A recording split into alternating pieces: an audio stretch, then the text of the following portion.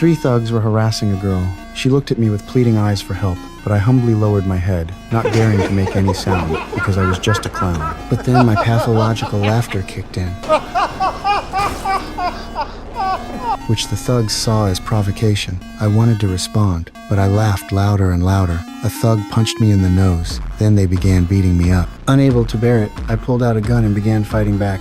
One of them tried to escape, but I caught up with him and sent him to meet God. When I came to my senses, I quickly fled the scene and hid in a roadside restroom. Strangely, I didn't feel fear. Instead, I enjoyed the pleasure of revenge. Soon, the television began reporting the subway shooting. Mayor Wayne, seeking votes, began denouncing the killer as a coward who didn't dare show his true face. What kind of coward would do something that cold-blooded? Someone who hides behind a mask, yet they're too scared to show their own face. But I didn't care at all. When I came out onto the street, I discovered that the clown from the shooting had become a hero-like figure to the underclass. The streets and alleys were full of clown imitators. I think the guy that did it is a hero.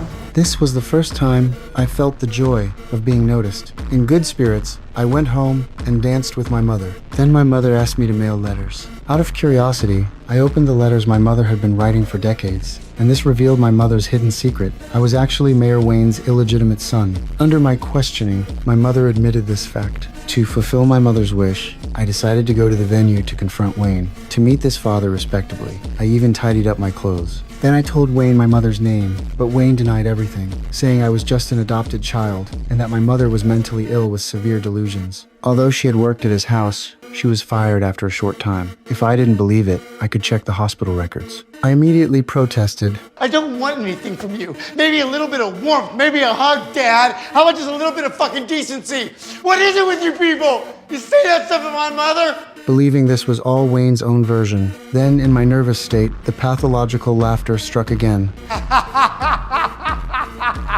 Wayne thought I was mocking him and punched me in the face. The next day, I went to the psychiatric hospital to retrieve my mother's records from 30 years ago. I was shocked to discover that my mother really did have delusions. There was even my adoption certificate inside. It turned out that my pathological laughter was caused by my mother's long-term abuse and beatings, and this became the last straw that broke me. At this moment, I no longer held hope for anyone, desperately walking toward darkness, and the Joker began his performance at this moment.